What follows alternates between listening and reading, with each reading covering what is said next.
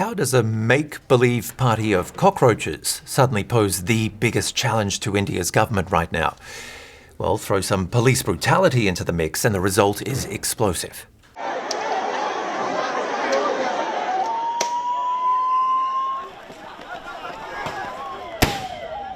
Cockroaches are said to be able to survive a nuclear catastrophe.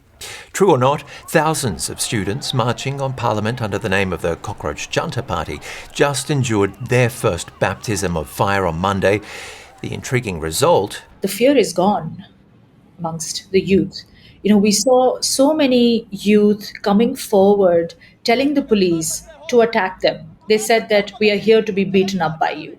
Do what you want to do. This is my colleague Shalu Yadav.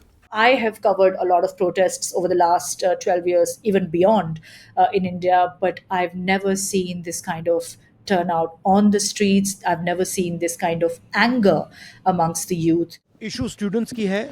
The issue is of the students and the future of the youth. And whatever is happening, people being thrashed. This is completely un-Indian. There's been a lot of shock amongst the students as well. The younger ones, especially the students who were there, they didn't expect this kind of police action. We saw a lot of the students walking away with tears in their eyes, with injuries on their bodies. So questions are now being asked as to how democratic is India now, given that there's hardly any right to dissent, even though a protest like this has been allowed to happen. So what sparked the march, and why is the government calling them terrorists? We saw a lot of the students yesterday screaming in slogans, do you think I'm a terrorist? I'm just a regular student who's here asking for better educational reforms. So that has been the biggest criticism from the government. They say that these protesters are funded by anti-national forces. The students say they want accountability. Exam papers were leaked and would-be doctors denied entrance tests, leaving their futures in limbo. So they've teamed up with the Cockroach movement that started as an online joke around the same time. The Chief Justice of India, Suryakant, basically said that the jobless and the unemployed of this country are like cockroaches. Ouch.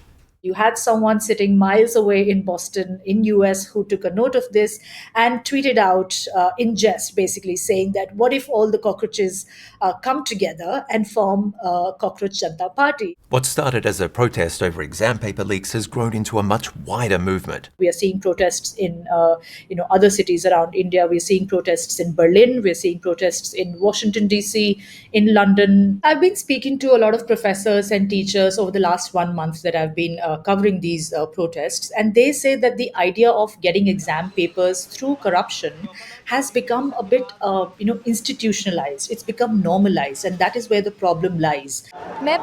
This is my first time at a protest. I'm here as I'm a student. I'm preparing for teaching exams. This is not the democracy we read about in books. This is a democracy we're being shown. There's a big difference.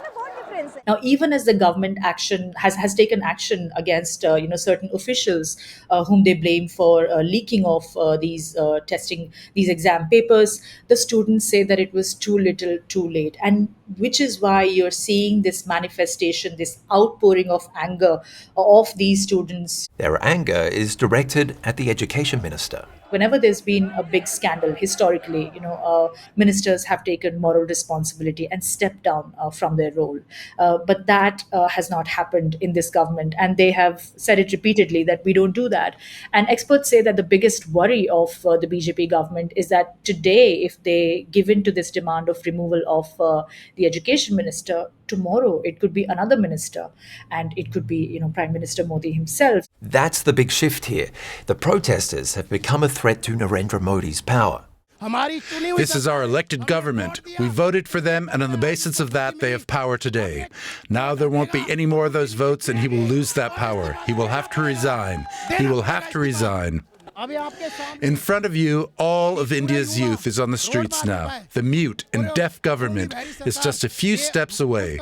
We have come to wake them up. It was the first time on Monday that people were seen raising slogans against Prime Minister Modi himself, calling for his resignation. And not to forget one of the most potent political tools in India, hunger strikes. Remember, this is the land of Mahatma Gandhi, who led the peaceful freedom struggle, back in the 40s, in the 30s and 40s from the British rule, the colonial rule. So I think the government has largely sort of, taken note of protesters who sit on hunger strike.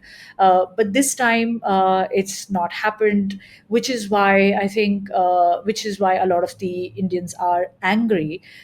They say that why is the government showing so much arrogance that it cannot even engage in a dialogue with someone who's on hunger strike and appeal to him to end this hunger strike. The man leading the hunger strike, Sonam Wangchuk, has been a key figure in this movement. He's an educator and climate activist from the Himalayan region of Ladakh.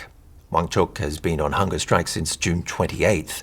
He's in hospital, which he calls illegal detention by the government. When I went to this big protest call, which was the call given by activist Sonam Wangchuk to march to the parliament, most of the protesters there were Gen Z. There were hundreds of thousands of students there, which begs the question, is this the beginning of the Gen Z revolution in India? Well, is it?